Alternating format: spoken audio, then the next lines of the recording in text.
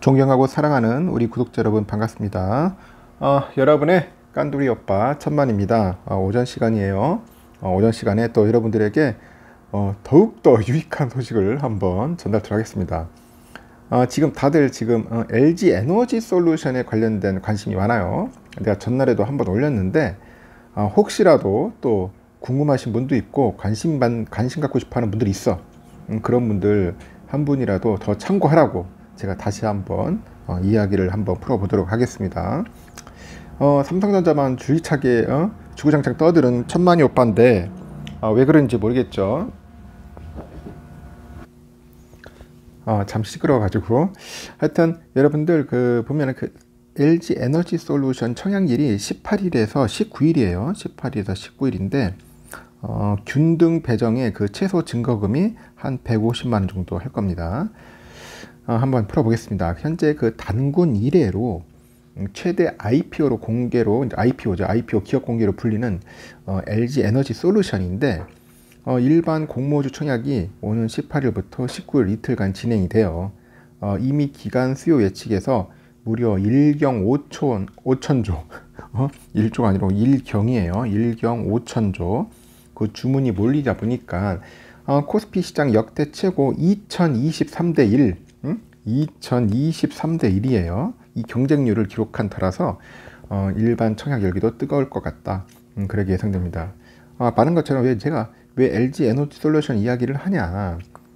보통 IPO 공개를 할 때, 기업 공개를 할 때 공모를 하면은 여러분들 대부분 차익 실현을 많이 하더라고요. 그래 아무 기업이라 하는 게 아니라 어떻게 보면 시대 핫한 기업들, 인기 있는 기업들, 그래도 약간 좀 미래지향적인 그런 기업들을 상대로 기업 공개를 하면은 대부분 많이들 막 해요. 지원도 많이 하고 공모도 하는데 보통 차익 실현 하죠.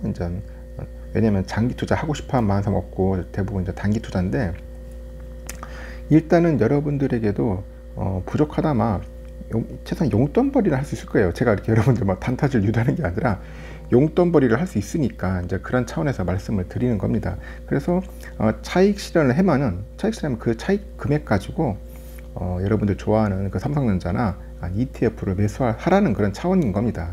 제가 이 에너지 솔루션을 장기 투자라는 게 아니라 장기 투자는 여러분들이 알아서 하시면 되는 거고 관심은 없고 그냥 차익 실현해서 그 금액을 가지고 삼성 또는 장기적인 ETF에 투자하라는 차원에서 하는 겁니다. 제가 LG 에너지 솔루션 좋다고 이렇게 하는 건 아니에요. 좋으신 분들은 알아서 하시면 되는 거고 하여튼 증권가에서는 세계적인 전기차 배터리 업체가 LG 에너지 솔루션이 상장 이후에 공모가 30만 원인데 30만 원보다 최소 30% 이상 상승해서 시가총액 100조 원을 무난히 달성할 수 있다고 보고 있습니다. 그리고 따상이라고 하죠. 따상. 시초가 공모가의 2배를 기록한 뒤에 상한가에 오르는 것. 따상 기대까지는 아니지만은 안정적인 수익을 낼 수 있는 대형 공모주다. 이제 그렇게 보고 있는 것 같아요.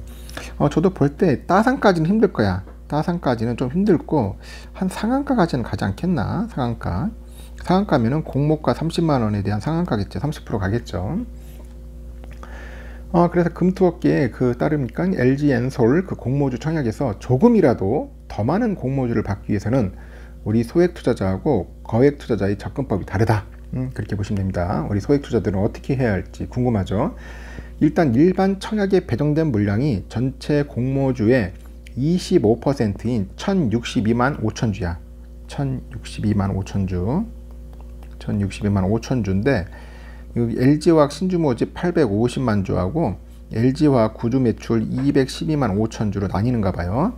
여기서 최소 증거금 10주만 넣으면은 모든 청약자에게 공모주를 똑같이 배분하는 균등 배정 물량 비중이 한 50% 정도 되는 것 같습니다.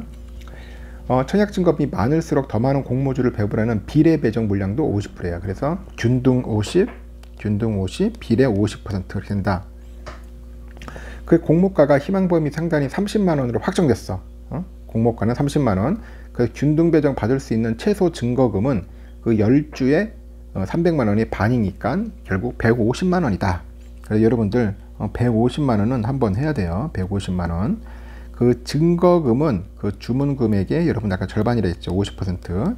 300만 원의 반이니까 150만 원. 150만 원. 그래서 이제 공동 대표 주관사가 이제 KB증권을 비롯해서 뭐 대신, 신한, 미래, 신영, 하나금투, 하이투자 이렇게 7개예요. 7개. 다른 데 안 합니다. 이 7개 이외에는 하는 데 없어요. 예를 들어 삼성증권 안 됩니다. 한투 안 돼요.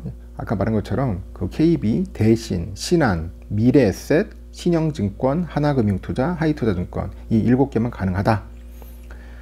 증권사별로 배정 물량은 신주 모집하고 구주 매출 청약 물량을 합산했을 때 KB증권이 많이 받아가네요. 22%, 대신 11%, 신한금투 11%, 미래에셋 1%, 신영증권 1%. 이런 데는 작아요.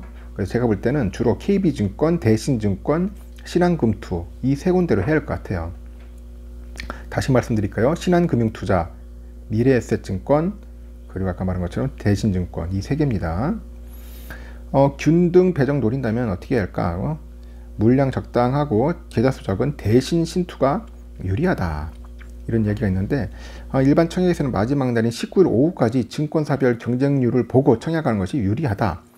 근데 중복 청약은 금지돼요. 중복, 금지. 그 자신의 이름으로 한 곳의 증권사에만 청약할 수 있어요. 한 곳. 이러면 딱 찍어야 돼. 한 곳으로.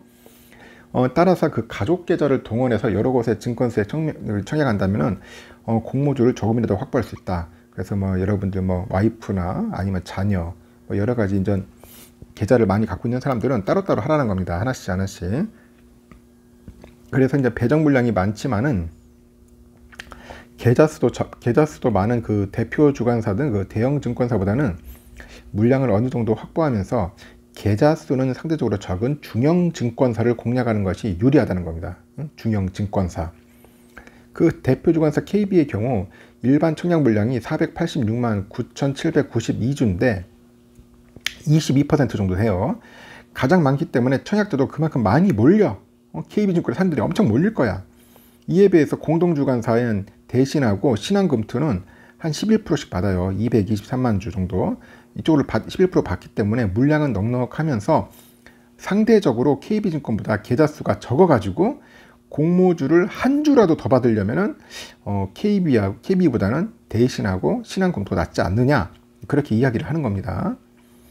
실제 지난해 11월 3일 상장 그 카카오페이 경우에 보니까 대표 주관사 삼성증권 청약자들한테는 1인당 두 주에서 3주 못 받았어요. 2에서 3주 정도.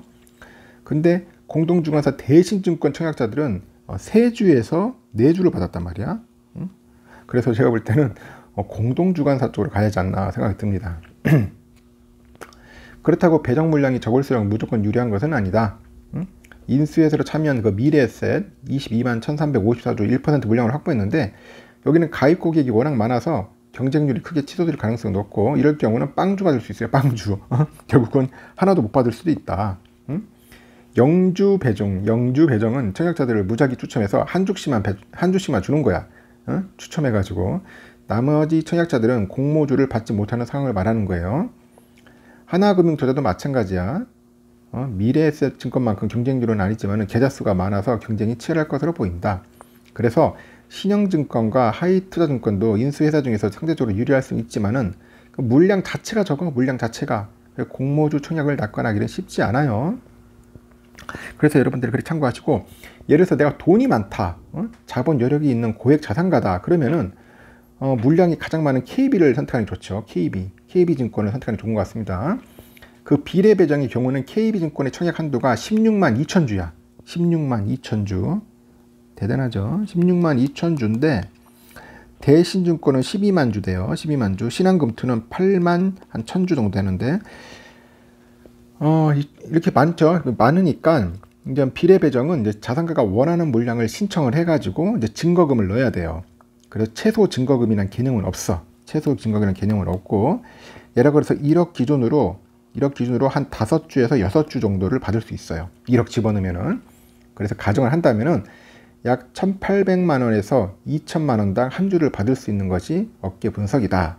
그렇게 되는 겁니다. 예를 들어서 여러분 1억 있어가지고 KB에 집어넣었어. 집어넣으면은 한 5주에서 6주 정도는 받지 않겠나, 그렇게 예측을 하는 겁니다. 돈 많은 분들은 그걸 참고하시면 될 것 같고, 그 증권사별로 그 투자자별 등급에 따라 제공하는 우대 조건이나 그런 항목 등도 한번 살펴보십시오. 청약에 참여하려면 청약 전날인 17일까지 증권사 계좌 개설을 마쳐야 한다고 하네요. 증권사별로 계좌 개설 제한일 수가 있기 때문에 미리 확인해라.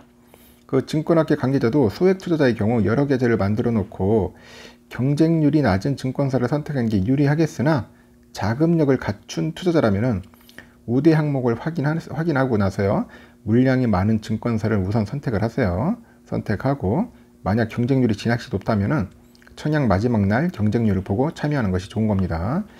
하여튼 여기까지 하겠습니다. 아까 제가 얘기한 것처럼 공모주 한 주라도 더 받고 싶다. 그러면 여러분들 아까 말한 것처럼 균등으로 간다. 그러면 대신으로 가는 거예요. 대신이나 신한금투. 만약에 돈이 많아, 내가 돈이 많아서 한번 1억 이상 넣고 싶어. 그러면 비례로 해가지고 KB증권으로 가는 겁니다. 알았죠?